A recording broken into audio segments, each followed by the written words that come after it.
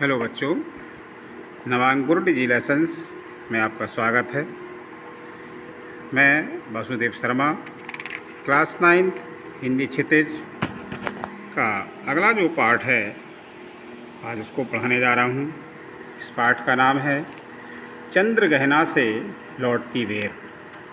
केदारनाथ अग्रवाल जी द्वारा लिखित है और ये हमारी 9th क्लास की हिंदी क्षितिज भाग 1 का पाठ बड़ा महत्वपूर्ण पाठ है और आज हम इसकी व्याख्या समझने के लिए जा रहे हैं। थोड़ा सा पहले हम कवि परिचय के बारे में जानें। चंद्रगहना से लौटती बेर जो पाठ है उसके कवि केदारनाथ जी अग्रवाल हैं और हम इनका जन्म देखते हैं। इनका जन्म सन 1911 में उत्तर प्रदेश के बांदा जिले के कमासिन ग्राम में हुआ था। बचपन से ही ये बड़े मनमोजी थे और आपने कमासिन में ही प्रारंभिक शिक्षा पूरी की। रायबरेली, कटनी तथा जबलपुर में पढ़ने के बाद आपने इलाहाबाद प्रयागराज से इंटर किया और उन्होंने कई प्रकार की लेखनी में अपना भाग लिया। सन 2000 में इनका देहावसान हो गया। इनकी जो प्रमुख कृतियाँ हैं, रचनाएं, वो इस प्रकार हैं। फूल नहीं रंग बोलते हैं, ये कविता संग्रह है। युग की गंगा,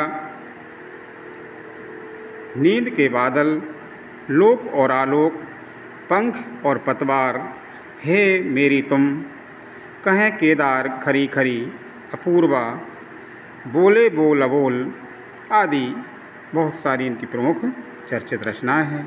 तो ये हमने कवि का थोड़ा सा परिचय जाना। अब इनका जो पाठ है चंद्रगहना से लौटती बेर, इस पाठ का हम सरलार्थ व्याख्या समझते हैं। चंद्रगहना एक ग्राम है, गांव का नाम है। और जब वहाँ से ये वापस आ रहे थे तो रास्ते में जो इन्होंने दृश्य देखे उनका इन्होंने वर्णन किया है। बड़ा मनोहारी वर्णन है, प्रकृति से सजा हुआ है। पहले हम कविता देखते हैं। लिखा है, देख आया चंद्रगहना देखता हूँ दृश्य अब मैं, मेड़ पर इस खेत की बैठा अकेला, एक बीते के बराबर यह हरा ठिगना चना, बांधे मुरेठा शीश पर छोटे गुलाबी फूल का सज कर खड़ा है। ये पंक्तियाँ हमारी प्रकृति से, हरियाली से संबंधित हैं और यहाँ केदारनाथ जी ने सरल भाषा में बड़ा प्रकृति का वर्णन किया है। कहते हैं, देख आया चंद्रगहना। पहले उन्होंने अपना गांव जो था चंद्रगहना उसको देखकर आते हैं। हम थोड़ा सा इनका संदर्भ, ये पाठ हमारी पुस्तक क्षितिज से लिया गया है और शीर्षक है चंद्रगहना से लौटती बेर और रचयिता इसके केदारनाथ जी हैं। इसका प्रसंग है, कवि ने चंद्रगहना देखकर लौटते समय खेतों में जो दृश्य देखे हैं उनका वर्णन किया है। तो देखिए, देखे आया चंद्रगहना। कवि कहते हैं कि मैं चंद्रगहना देखकर लौट रहा था तो रास्ते में क्या देखता हूँ दृश्य अब मैं, और रास्ते में उन्हें कुछ दृश्य दिखाई दिए। मेड़ पर इस खेत की बैठा अकेला। अब रास्ते में कि उन्हें जब खेत मिलता है तो वह उसके खेत की मेड़ पर, मेड़ मतलब बाउंड्री को कहते हैं, तो मेड़ पर जाकर बैठ जाते हैं। वहाँ कोई नहीं रहता, अकेले सुनसान रहते हैं। फिर देखते हैं एक बीते के बराबर, बीता चूँकि अपने नाप के लिए कहते हैं, अपने हाथ की हथेली का जो बीता होता है, बालिश्त भी कहते हैं। इतना छोटा सा एक हरे रंग का पौधा उन्हें दिखाई दिया खेत पर। ठीक है, एक बीते के बराबर। यह हरा ठिगना चना, हरे रंग का था, थोड़ा ठिगना तक दिख रहा था और चने का पेड़ था। लिखते हैं, बांधे मुरेठा शीश पर। मुरेठा मीन्स होता है पगड़ी या साफा। तो ऐसे लग रहा था कि अपने सिर पर पगड़ी बांधे हुए सज धज कर खड़ा हुआ था। ऐसा आपको दिख रहा है, ऊपर फूल में दिख रहा है पगड़ी के रूप में। तो ऐसे कवि ने चूँकि इसमें मानवीकरण किया है, तो चने के फूल को उन्होंने कहा कि वह पगड़ी बांधे हुए। छोटे गुलाबी फूल खिल रहे हैं, सज कर खड़ा है, और छोटे छोटे उस पर गुलाबी रंग के चने के पेड़ पर फूल आ रहे हैं, और ऐसा लग रहा है कि वह सज धज कर खड़ा हुआ है। ये चने के पेड़ का थोड़ा सा वर्णन था। अब अगला पद देखते हैं। लिखा है, पास ही मिलकर उगी है बीच में अलसी हटीली, देह की पतली कमर की है लचीली, नीले फूले फूल को सिर पर चढ़ाकर कर रही है जो छुए यह, दूं हृदय का दान उसको। देखो आपको चित्र में अलसी का पेड़ दिख रहा है, और अलसी का फूल जो है नीले रंग का होता है। तो उस खेत में चने के पास ही एक अलसी का पेड़ भी था। पास ही मिलकर उगी है बीच में अलसी हटीली है। हटीली इसलिए कहा जाता है कि वह ऐसे मतलब बीच में खेत में कहीं भी उग आती है। तो वह अलसी का पेड़ भी वहाँ निकला हुआ है। देह की पतली, क्योंकि अलसी का जो पेड़ होता है वो पतली डाल का होता है। कमर की लचीली, जब हवा का झोंका आता है तो ऐसे लगता है वह झुक रही है, लचकदार कमर वाली पतली है। नीले फूल को सिर पर चढ़ाकर, और उसके जो फूल होते हैं जैसा कि आपको चित्र में दिख रहे हैं नीले रंग के होते हैं, और ऐसा लग रहा है कि अपने सिर पर वह उन फूलों को चढ़ाकर, यानी कि सबसे ऊपर जो है फूल खिलते हैं तो इस बड़ा मौसम बहुत अच्छा लगता है जब अलसी फूलती है। ठीक है, कह रही है जो छुए है, और ऐसा लग रहा है वह अलसी कह रही है यदि मुझे कोई छू लेगा, है ना, चने के पेड़ के पास ही है, और कहते हैं यदि वह कह रही है कि वह यदि मुझे छू लेगा, दूं हृदय का दान उसको, तो मैं अपना हृदय उसके लिए दान कर दूंगी। ऐसा हमारा मनोहारी चित्र कवि ने वर्णन किया है। अब हम अगला पद देखते हैं।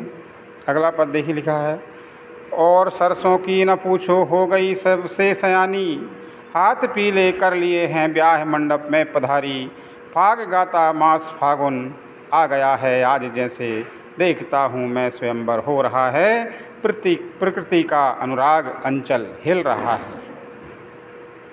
इस पद में देखिए कवि ने बड़ा मनोहारी वर्णन करते हुए और प्राकृतिक वनस्पतियों के प्रेममय स्वयंवर का मनोहर चित्रण किया है।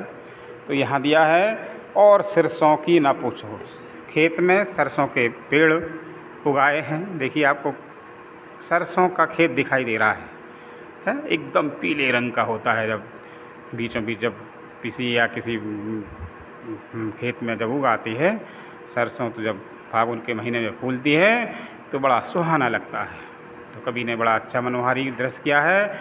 और सरसों की ना पूछो हो गई सबसे सयानी चूँकि सबसे बड़ी, सरसों का जो पेड़ होता है सारी फसल से बड़ा होता है, यहाँ तक कि पिसी की जो फसल होती है उससे भी ऊपर निकल जाता है, सबसे बड़ा होता है। हाथ पीले कर लिए हैं ब्याह मंडप में पधारी। अब यहाँ पर ऐसा लग रहा है कि जब उसमें पीले फूल जब उसमें आते हैं तो ऐसा लग रहा है कि उसने अपने हाथों को पीले कर लिए हों, और किसी का जो ब्याह हो रहा हो उस मंडप में हल्दी में लगकर कोई आ रहा हो, है ना। तो यहाँ प्रकृति का विवाह से संबंधित भी उन्होंने दृश्य बताया है। तो ब्याह मंडप में पधारी, फाग गाता मास फागुन, जब मास फागुन मीन्स महीना, फागुन का माह है, मास मीन्स महीना। जब फागुन का महीना आता है तो लोग फाग गाते हैं। फाग एक प्रकार का गीत होता है, गांव में गाया जाता है ना, फागुन के महीने में। तो ऐसा लग रहा है कि फागुन का महीना आ गया है और लोग गीत गाने लगे हैं, गाता हुआ आ गया है आज जैसे, ऐसा लग रहा है आज फागुन का महीना आ गया है जब अलसी फूल रही है, सरसों फूल रही है। इस तरह देखता हूँ मैं स्वयंवर हो रहा है, कवि कह रहे हैं कि मैं, ऐसा लग रहा है कि किसी का स्वयंवर हो रहा हो, अर्थात विवाह हो रहा हो। प्रकृति का अनुराग अंचल हिल रहा है। प्रकृति का अनुराग से कवि का तात्पर्य ऐसा है कि प्रकृति रूपी जो प्रेम है, प्रकृति का प्रेम है, प्रेम के कारण उस प्रकृति का अंचल हिल रहा है, अर्थात वह बड़ी प्रेमांचल हो जाती है। और जब मौसम ऐसा अच्छा होने लगता है तो ऐसा लग रहा है कन्या वर गीत आदि को देखकर और बड़े प्रसन्न हो रहे हैं। ठीक, हम अब अगला पद देखते हैं। अगले पद में लिखा है, इस विजन में दूर व्यापारिक नगर में से प्रेम की प्रिय भूमि उपजाऊ अधिक है और पैरों के तले है एक पोखर, उठ रही इसमें लहरियाँ, नील तल में जो उगी हैं घास भूरी ले रही वह भी लहरियाँ। इस विजन मन में, इस विजन वन से कवि का तात्पर्य है कि ये जो सारा क्षेत्र है बड़ा ऐसा लग रहा है कि यहाँ पर कोई भी व्यक्ति नहीं है, विजन है बिना जन के। चूँकि खेत में थे, कभी खेत पर थे तो वहाँ पर कोई भी ऐसा दिखाई नहीं दे रहा था। तो वह कहते हैं इस विजन में दूर व्यापारिक नगर में, ठीक, तो वह इस बाजार, व्यापारिक मतलब बाजार वाले शहरों से क्या दूर, खेत कहाँ होते हैं, थोड़े से अपने गांव से दूर होते हैं। तो यहाँ कवि ने कहा है कि व्यापारिक नगर से कहाँ दूर, प्रेम की प्रिय भूमि उपजाऊ अधिक है। तो वह जो है भूमि बड़ी उपजाऊ है, यानी कि वहाँ पर फसलें उपजाऊ रूप में हैं और प्रेम जागृत करने की अधिक उपजाऊ धरती है। कहने का भाव ये है कि जब खेत पर हरियाली जब देखते हैं तो लोगों के मन में फसल के प्रति बड़ा प्रेम निकलता है और ऐसा लग रहा है कि यहाँ प्रेम जागृत हो रहा है। अर्थात इस एकांत निर्जन में परिणय की अधिक स्थितियाँ हैं, ठीक है, एक दूसरे से मिलने की बड़ी स्थितियाँ हैं। और क्या कहते हैं, और पैरों के तले है एक पोखर। ठीक, जब कभी वहाँ बैठे हैं थे तो वहीं थोड़े से आगे चलकर नीचे और पैरों से थोड़े से दूर एक पोखर था। पोखर मीन्स एक छोटा सा तालाब। उठ रही उसमें लहरियाँ, उसमें जो पानी भरा था उसमें लहर उठ रही है। नील तल में जो उगी है घास, पानी एकदम स्वच्छ है बिल्कुल और उसका तल कैसा दिख रहा है, नीला दिखाई दे रहा है। ठीक, पानी जब साफ होता है तो उसकी तल दिखाई देता है।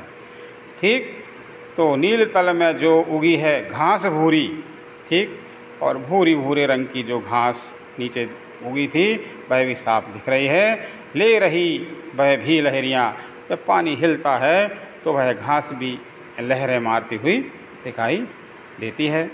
तो यहाँ कवि ने बताया है कि उस तालाब के नीचे तले में उगने वाली सफ़ेद घास भी लहरा रही है। तो यहाँ कवि ने पोखर का भी थोड़ा सा, तालाब का भी वर्णन किया है। अगला पद देखिए। अगले पद में लिखा है, एक चांदी का बड़ा सा गोल खंभा आँख को है चमकाता, है कई पत्थर किनारे पी रहे चुपचाप पानी, प्यास जाने कब बुझेगी।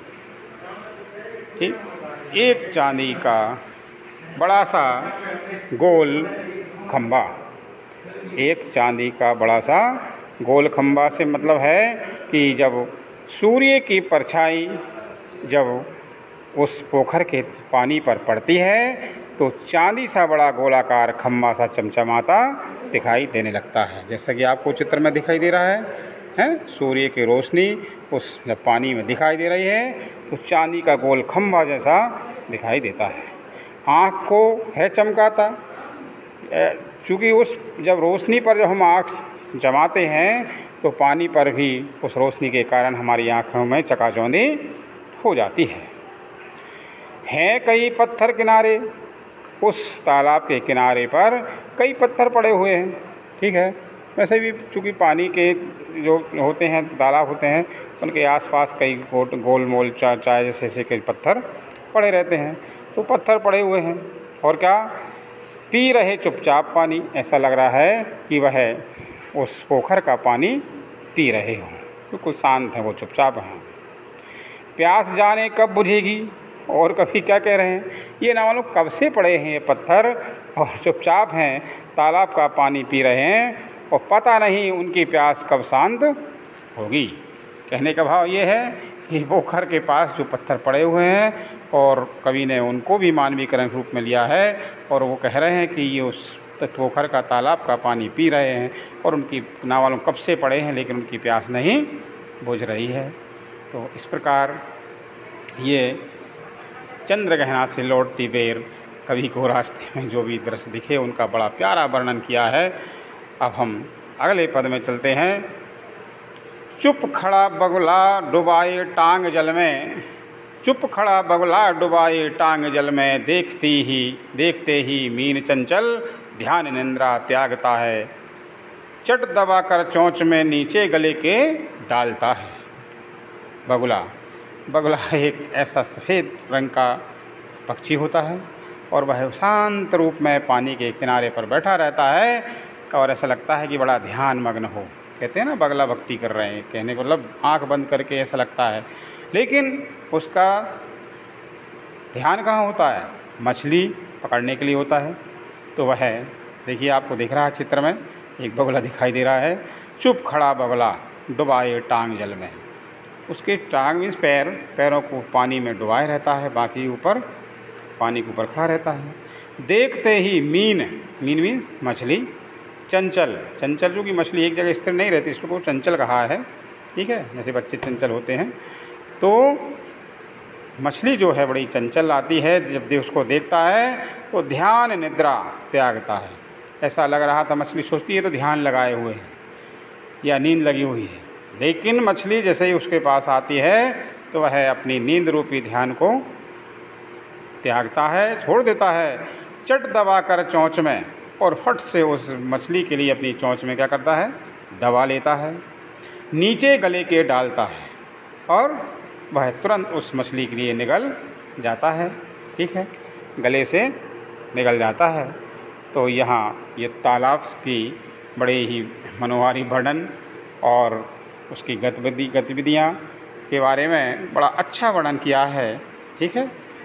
और अब हम अगला पद देखते हैं।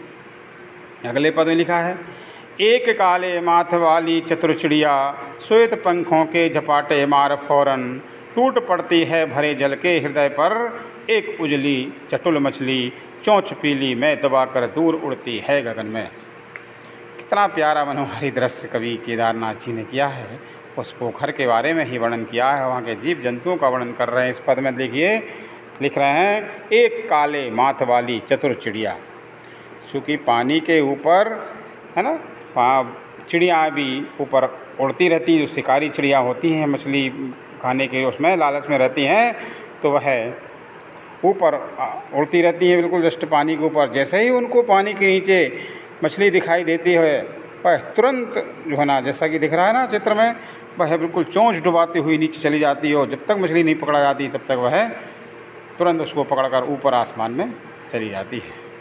तो कवि ने देखा वह दृश्य तो उसका वर्णन किया, एक काले माथ वाली चतुर चिड़िया, उसका माथा कैसा था, काले रंग का था, बड़ी चंचल थी, चतुर थी वह चिड़िया। कवि देख रहे थे, उन्होंने उसकी पंक्ति में डाल दिया, उसको लिख दिया, श्वेत पंखों के झपाटे मार फौरन, उसके सफ़ेद रंग के पंख थे और तुरंत आई झपाटा मारा, ठीक है, और तुरंत ही टूट पड़ती है भरे जल के हृदय पर, ठीक, और वह एकदम उड़ते उड़ते नीचे आ जाती है और चंचल मछली को जब वह देखती है तो वह उसको है ना झपट्टा मारकर पानी के बीच में कूद पड़ती है और क्या करती है, एक उजली चटुल मछली है ना, और यहाँ पर चटुल मीन्स होता है वही चतुर चालाक, एक चंचल सी मछली को अपनी चोंच में दबाकर और क्या करती है,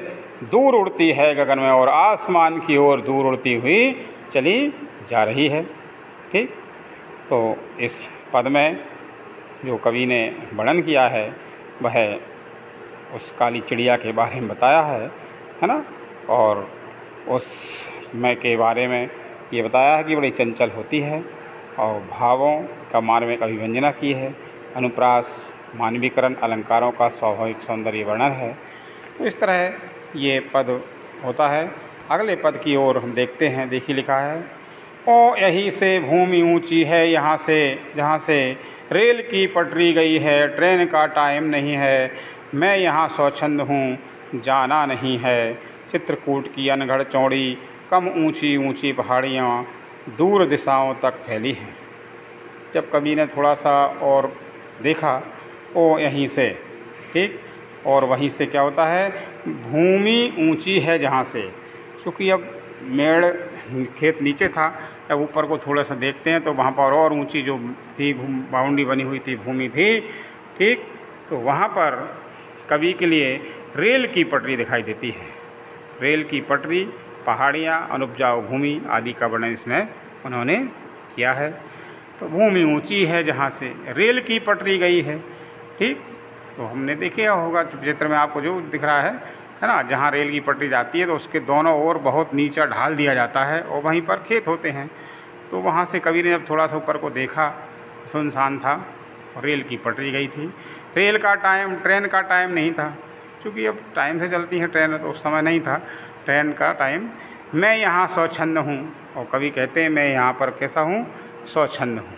स्वच्छंद मीन्स होता है स्वतंत्र रूप से, वह स्वतंत्र रूप से वहाँ पर बैठे हुए हैं और मुझे जाने की जल्दी वहाँ पर नहीं है। कवि ने कहा है मैं तो, क्योंकि अभी मुझे जल्दी कोई बात नहीं है। चित्रकूट की अनगढ़ चौड़ी, कम ऊंची ऊंची पहाड़ियाँ दूर दिशाओं तक फैली हैं। यहाँ से मुझे चित्रकूट क्षेत्र की ऊंची नीची धरती पर छोटी छोटी पहाड़ियाँ दूर तक फैली हुई दिखाई दे रही हैं। क्योंकि कवि ने जो वर्णन किया है वहाँ चित्रकूट के आसपास ही वो गांव होगा चंद्रगहना, ठीक है। तो चंद्रगहना से जब लौट रहे थे तब का वर्णन है। चित्रकूट की अनगढ़ चौड़ी, है ना, अनगढ़ मतलब बिना गढ़ी हुई टेढ़ी आड़ी, ठीक है, और ऊंची नीची जो होती हैं उनको अनगढ़ कहते हैं। तो चौड़ी, कम ऊंची ऊंची पहाड़ियाँ, थोड़ी ऊंची थी या कम ऊंची थी, ऐसी पहाड़ियाँ दिखाई दे रही हैं, दूर दिशाओं तक फैली हैं, अर्थात दूर दूर तक वह दिखाई दे रही हैं, है ना। और कवि का भाव ये है कि वह चित्रकूट की जो ऊंची नीची पहाड़ियाँ हैं, छोटी छोटी पहाड़ियाँ दूर तक फैली दिखाई दे रही हैं। और अगला पद देखते हैं। अगले पे लिखा है, बांझ भूमि पर इधर उधर रीवा के पेड़, कांटेदार कुरूप खड़े हैं, सुन पड़ता है मीठा मीठा रस टपकाता, सुग्गे का स्वर टें टें टें टें, सुन पड़ता है वनस्थली का हृदय चीरता, उठता गिरता सारस का स्वर टिरटों टिरटों। अब देखिए इस पद में कवि ने, है ना, वहाँ की भूमि का और ये वर्णन बताया है, और यहाँ तोता और सारस के मधुर्य वर्णन का भी उन्होंने, मधुर आवाज़ का भी वर्णन किया है। बांझ भूमि, अब मैंने आपको चित्र में भूमि जो बांझ होती है, बांझ मीन्स जिस पर कोई फसल पैदा ना की जा सके उसे बांझ कहते हैं। तो ऐसी भूमि, इधर उधर रीवा के पेड़, रीवा, रीवा एक प्रकार का जो वनस्थली में रेंझा का जो पेड़ होता है उसे रीवा कहते हैं, रेवजा भी कहते हैं, कांटेदार बबूल भी कहते हैं, जो आपको चित्र में दिख रहे हैं, है ना, ये रीवा का पेड़ कहलाता है, ठीक है। रेंझा कहते हैं गांव की भाषा में, या कटेला बबूल भी कहते हैं। कांटेदार कुरूप खड़े हैं, क्योंकि उनमें ऐसे हरियाली ज़्यादा नहीं है, तो कांटेदार, कांटे ही कांटे हैं, वो कुरूप लग रहे हैं, अच्छे रूप के नहीं लग रहे हैं। सुन पड़ता है मीठा मीठा रस टपकाता, सुग्गे का स्वर, सुग्गा, सुग्गे मीन्स होता है तोता, आपको तोता दिख रहा है चित्र में, तो वहाँ पर कहीं से तोता आता है और मीठा रस टपकाता हुआ आवाज़ बोलता है, आवाज़ बोलता है, कैसे बोलता है, टें टें टें टें टें के अपनी रट लगा लेता है। तो कवि का मन बड़ा मनोहारी हो जाता है और उसके बारे में कवि वर्णन कर देते हैं। फिर सुन पड़ता है वनस्थली का हृदय चीरता, उठता गिरता सारस का स्वर, उसी समय सारस बोल जाती है। सारस ये चूँकि पक्षी होते हैं, है ना, और वह टिरटों टिरटों बोलता है, तालाब के किनारे भी बोलता है, तो वहीं पर उसकी आवाज़ भी सुनाई देती है। वनस्थली का हृदय चीरता, चूँकि पूरे जंगल में आवाज़ उसकी गूंज जाती है। और उस वनस्थली यानी वन प्रदेश में पूरे में आवाज़ गूंजती हुई सुनाई दे जाती है। और यहाँ इस प्रकार कवि को पूरा वहाँ का वर्णन किया है। और टिरटों टिरटों के रूप में सारस भी बोल रही है। यहाँ इस पद में कवि ने तोते का या सारस के आवाज़ का बड़ा मधुर मनोहारी वर्णन किया है, और कांटेदार बमूल के पेड़ों का वर्णन भी किया है। अगला पद देखिए। मन होता है उड़ जाऊं, मन होता है उड़ जाऊं, पर फैलाए सारस के संग, जहाँ जुगल जोड़ी रहती है, हरे खेत में सच्ची प्रेम कहानी सुन लूं चुप्पे चुप्पे। मन होता है उड़ जाऊं, है ना। अब कवि का भाव यहाँ जब उनको देखते हैं सारसों को, ये सारस आपको चित्र में दिखाई दे रही हैं, ये सारस का जोड़ा होता है, ठीक है, ये सारस पक्षी होता है। और कवि को ऐसा अपना मन होने लगता है कि इसे सुनकर मेरी इच्छा क्या हो रही है कि मैं भी उड़ जाऊं, इनके साथ पंख फैलाकर उड़ने को निकल जाऊं। पर फैलाए सारस के संग, पर मीन्स पंख फैलाकर और सारस के जोड़ी के साथ उड़ने के लिए मन करने लगता है। ठीक, कवि कहते हैं मेरी इच्छा भी होती है कि पंख फैलाकर सारस के साथ उड़ जाऊं। और जहाँ जुगल जोड़ी रहती है, जुगल जोड़ी उसे कहते हैं कि दोनों एक साथ रहते हैं। सारस के बारे में बताया जाता है कि हमेशा दोनों नर और मादा प्राणी एक साथ ही रहते हैं, रात में भी और दिन में भी, कभी बिछड़ते नहीं हैं। हरे खेत में, ठीक, तो वह सारस की जोड़ी को देखते हैं और हरे खेत में रहती है ना, वह भी। और चूँकि कीट पतंगों को खाने के प्रयास में वह बैठे रहते हैं वहाँ पर, और वहाँ चुपचाप जाकर और सच्ची प्रेम कहानी सुन लूँ चुप्पे चुप्पे। चुप्पे मीन्स चुपचाप।